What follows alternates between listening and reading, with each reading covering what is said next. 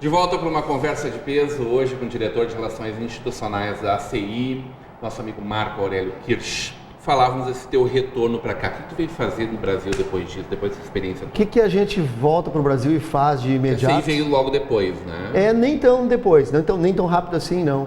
Na verdade, a ACI, por incrível que pareça, eu às vezes brinco, mas penso muito sério nisso, eu a vida toda tive contato com aqueles ex-presidentes e os executivos, sem me dar conta. Lauro Diogo de Jesus morava na porta, na frente do meu apartamento no Minuano, na General Neto, cuidava de mim quando pequeno, a pessoa a quem hoje eu orgulhosamente sucedo dentro teve o Edivino também, mas o Lauro tem uma história muito forte dentro da ACI. Seu Atanásio Becker era meu vizinho de porta, ex-presidente. Seu Vitor Kern era meu vizinho de praia de frente, nosso vizinho. Entende? Assim, seu Plínio Killing, ex-presidente, morava no apartamento de baixo. E nenhum deles um dia sonhou, muito menos eu, de trabalhar na CI. Isso é muito interessante, né? E eu vou confessar que eu vivo, né? Na verdade, eu não sabia que eu ia ser diretor da CI. Aconteceu o convite. Eu vinha fazendo um trabalho voluntário em prol do combate à pirataria. Na época eu era advogado do PROCON, que foi uma grande experiência, 2 anos no PROCON. Isso. Vê só, uma situação, né? Eu era advogado do PROCON, então talvez em tese, eu pudesse não ser tão bem visto pelo empresariado. Talvez. O que eu buscava sempre era o bom senso, porque consumidores somos todos.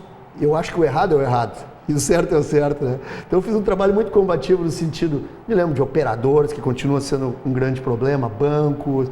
Nossa, a gente trabalhou muito com uma equipe pequena, mas com muito resultado. E ao mesmo tempo eu tinha esse voluntarismo. Quando eu vi a comissão de pirataria na ACI, na época do calçado, fui convidado a integrar ali. E eu, como é do meu espírito, comecei a integrar com algumas ações de fato, né? Apreensão de calçados no centro de Porto Alegre, denúncia de fábrica pirata. Não, pera um pouquinho, é legal ter números, é importante. Mas eu acho que também é importante o empresariado ver a gente efetivamente recolhendo e fazendo apreensão de calçados. Então, utilizei aqueles contatos que eu tinha em função do PROCON na época, olha, e que tinha uma relação afim, inclusive, de solução, e a gente começou a promover. Começamos a descobrir fábrica em Canudos, de sapato pirata, gente ali escravizada, literalmente, pé no chão, sem carteira, tudo aquilo, né? Quer dizer, que é a escravocracia que está por trás da pirataria, não é só o prejuízo ao empresário. E Porto Alegre, aquilo que a gente hoje ainda presencia, mas que na época foi um abalo. Pegou mais de 1.000 tênis lá, me lembro, no centro de Porto Alegre. Estou me dizendo que na nossa região não é o pior do Brasil nesse sentido. A pirataria é mais forte em outros lugares. A produção, sim. O consumo, infelizmente, segue, reduziu, nos parece um pouco, até pelo que eu sigo integrando o Comitê Internacional de Combate à Pirataria no Ministério Público.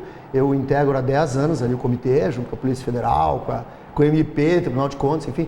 Mas a produção ainda está muito em Minas Gerais, sim. Minas Gerais tem setores muito pesados. Eu diria que é a nossa China tropical. Nossa China tropical. Uau. E também, que a Receita está fazendo um belo trabalho, a Receita Federal, porque a nossa fronteira é enorme, é um grande problema, né? Então, a Receita tem feito um belo trabalho, descontando essa questão dos sacoleiros paraguaios, né? Teve aquela lei pró-sacoleiro, que foi um escândalo, a gente conseguiu derrubar, eu fui a Brasília, a gente conseguiu derrubar a primeira votação, depois de meio ano o governo botou na pauta e conseguiu aprovar aquela coisa de oficializar o mula como alguém que tenha profissão e tenha futuro, né? O que é lamentável. O nosso problema maior é o gigantismo ou ainda é a cultura? Gigantismo do país, tu diz? Tudo aqui eu acho que é fundamentalmente ético. É cultura. Ético. O ético provê a cultura, o ético provê a economia, o ético provê a cidadania, dali vem tudo, né? Enquanto não houver sem o revisionismo ético, a coisa não vai andar. Pode fazer reforma política, econômica, social, tudo que tentar. E tu consegue ser um otimista diante disso? Consigo, porque eu acredito no ser humano ainda. Eu sou otimista até o fim. Eu acho que o ser humano tem... perdendo a batalha de vez em quando. Sim, essa sensação, se eu não reconhecesse... reconhecesse... Quando a gente fala em corrupção, quando a gente fala na sonegação, parece que o mal está vencendo. Eu aposto nos paladinos, e quando eu falo paladinos, paladinas, enfim, aqueles que estão levantando a bandeira e estão indo de encontro a essa realidade errada, né? Então eu acho que a gente tem que apostar e apoiar aqueles que a gente acredita, que estão munidos do bem comum, que estão realmente trabalhando. E existem, viu? Existem porque eu vou à Brasília, eu vou à Assembleia, eu vou à Câmara, eu vejo as coisas. Diz que vai na Assembleia e na Câmara. Pode ser minoria. Pode ser minoria. Quer dizer que existem os paladinos na política também. Na política também. Nem vou falar na área do nosso cidadão aqui, médio, enfim. Não, existem inúmeros anônimos trabalhando em prol da comunidade, sem qualquer ganho, sem qualquer necessidade de estar em mídia, mas também na política existe. Então, assim, ó, em nome de 1, 2 ou 3 é que eu acho que a gente tem que apostar. A CI tem sido um desses bastiões? Tu é suspeito por falar nisso, né? Super suspeito e super convicto que sim. Super convicto que sim. A gente não abre mão, não só de um princípio ético interno, que a gente não tem por que estar exteriorizando, porque ética é ética. A gente, de muito tempo, sempre fala, para que exteriorizar que eu sou honesto se eu sou honesto? A ética tem que estar no... Tem um problema aí, quem fala muito na honestidade. Eu acho que não. Acho que tu tem que agir, tem que mostrar, e teus atos é que vão mostrar. Às vezes até teu ato pode ser deturpado, ser tremendamente injustiçado. Mas eu acho que todo processo que clama pela ética tem que partir da ética. Eu, para cobrar do outro, eu tenho que agir na mesma linha, né? Na mesma têmpera, no mesmo calibre. Então, a CEI tem feito, sim, um trabalho de muita argumentação interna, muita massa crítica. O que sai da CEI, vocês podem acreditar, telespectadores, Rodrigo, toda a equipe aqui, ela não sai de uma ou duas pessoas, há um debate muito profundo, inclusive técnico interno, mas a técnica não necessariamente vai nos interromper e a gente mais abruptamente perder a energia no encontro das questões que interessam a nosso associado e a comunidade em geral. Onde é que a presidente Dilma acertou? Eu acho que na escolha do Armando Monteiro como ministro do Desenvolvimento. Eu acho que difícil, né? Talvez... É difícil fazer a defesa desse governo? É difícil. Eu posso dizer que ela acertou quando ligou para o chefe e transformou Hamburgo Velho no patrimônio histórico. Eu acho que as pessoas, né, relevaram aquilo porque a presidente... Não. Ela teve um grande gesto. Não só decretou a questão, não importa a circunstância. Foi um ato positivo, falando aqui localmente, tá? Quanto aos ministros, acho que o Armando Monteiro foi uma grande escolha, apesar de estar com pouco espaço. Arrisco dizer, mas essa é uma opinião só minha, tá? De que o Levi não foi uma má escolha. Não foi uma má escolha. Talvez até o presidente Marcelo venha discordar de mim. Acho que ele é uma pessoa técnica, mas que está muito ilhado, inclusive entre seus pares, para tomar as decisões que ele teria que tomar. E ele entrou, vamos convir aqui, com o tempo já de chuva. Né? Se tivesse arrumado o telhado em tempo seco, seria aí tu tem um Meirelles que funcionou muito bem em tempo seco. Né? Não sei como é que o Meirelles seria hoje com o tempo chuvoso como anda. Né? Não só na metáfora como aqui externa, né? Mas assim, de fato, o Levi é um homem preparado. Agora, se ele é ruim nas entrevistas, isso é um outro fato. Ele é muito ruim de comunicação, ele tem uma dificuldade muito grande porque ele expressa o que o técnico expressa, ele não sabe, por exemplo, quando ele diz que a gente é a fim de dividir a conta do imposto pelo desenvolvimento do país, ele está encerro aqui, né? De outro planeta. Encerro aqui, né? Não, passaporte de Marte, né? Por favor. A gente não está afim. Então a CPMF é o maior erro desse início de segundo governo? Eu acho que se crivasse o imposto de renda, talvez fosse até pior, porque o imposto de renda...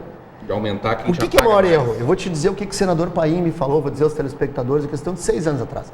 Queriam trazer a CPMF de novo. Acho que faz até mais de 6 anos.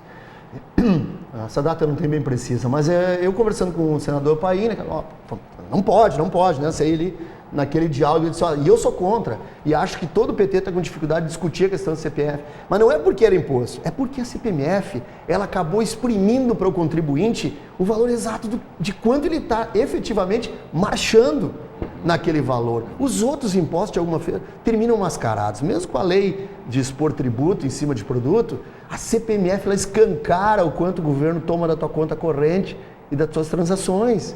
Então, assim, ela é muito ruim politicamente. Claro que qualquer imposto eu vou ser contra.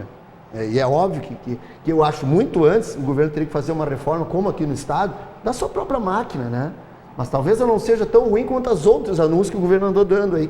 Ou talvez fosse justamente para criar um clima pior, para vir com menos. Agora, claro que somos... CPMF é inadmissível, é óbvio. Um governo que não está se governando, ele acaba apelando para esse tipo de estratégia, né? A fragilidade política é o principal problema que a gente vive hoje? Mais do que econômica até? Fragilidade política e ideológica, né? Uma coisa vem da outra. A gente está com uma dificuldade muito grande. Mas aí se a gente for falar em ideologia, a gente perde qualquer referência. É verdade. Sim. O que importa aqui é a tua opinião, não a minha. Sim. Não, é que no momento em que tu defende uma causa hoje, outro ao contrário, porque o teu contrário, tu não está defendendo um princípio. Esse é um grande problema. E aí o Brasil não se governa. Em todos os lados, o Brasil não se governa. Como é que foi essa discussão do imposto do ICMS aqui no Estado? Foi longa. Foi dura. Algumas pessoas fizeram a avaliação de que a CEI não pegou tão pesado quanto pegou em outros tempos.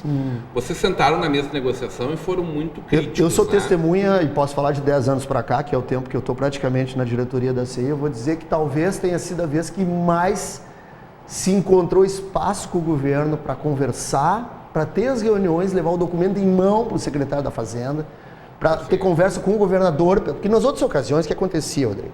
Nós não tínhamos no momento da blindagem de governo, outro caso, vou dar o anterior da IEDA. A IEDA virou eleição, ela já entrou, eu passei 2 dias dentro da Assembleia, fiquei sem dormir, eu acho.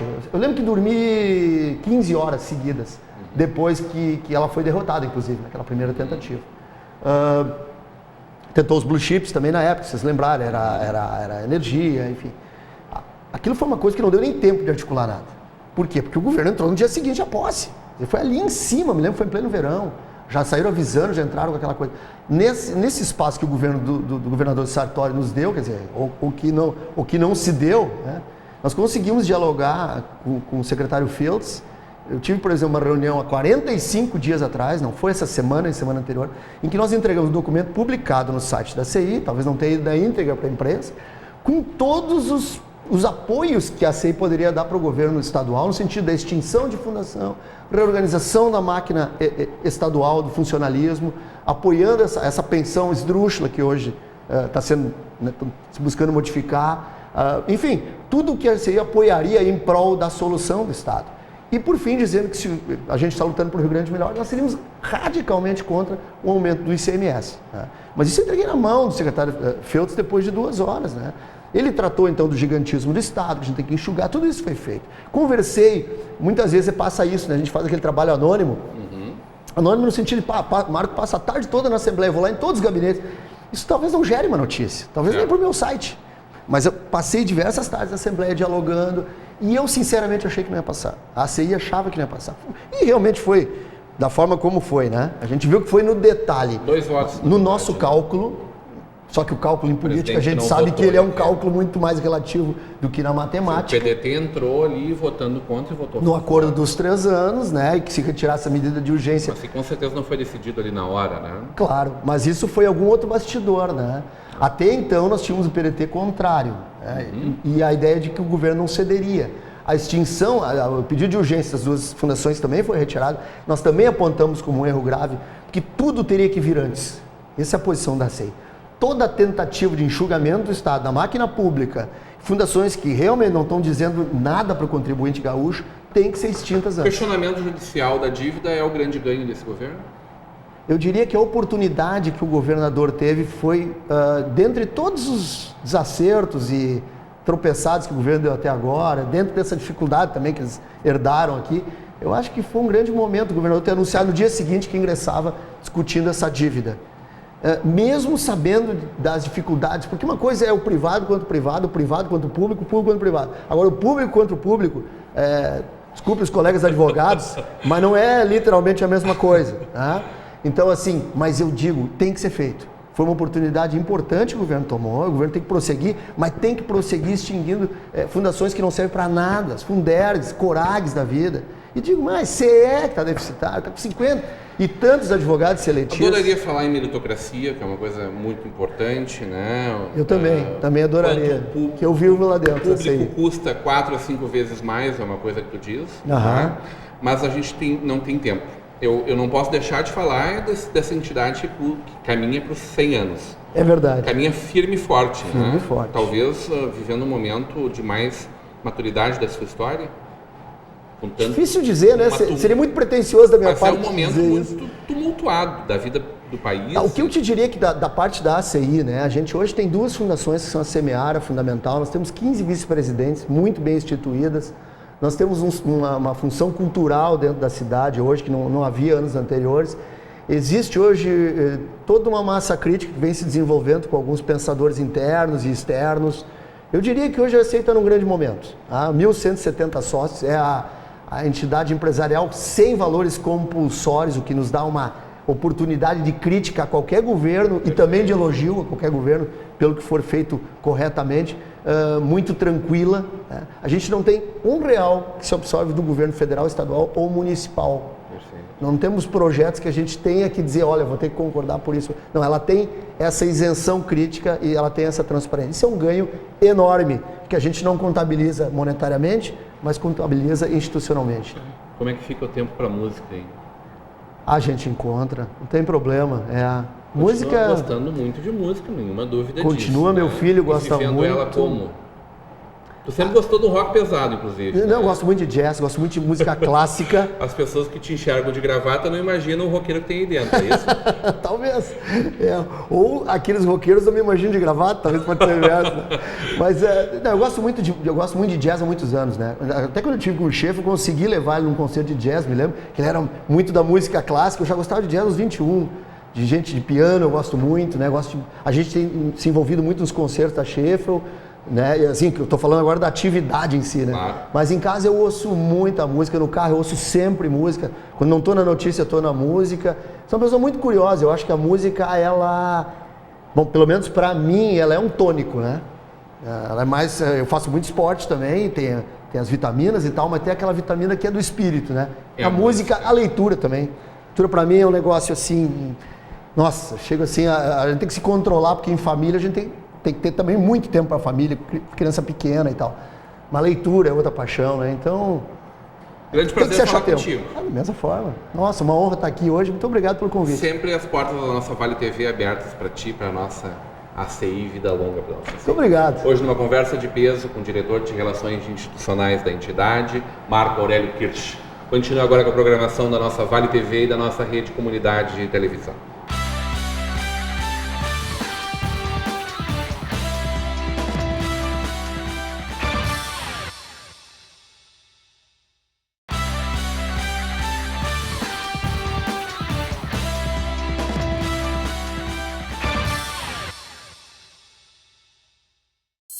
Yeah.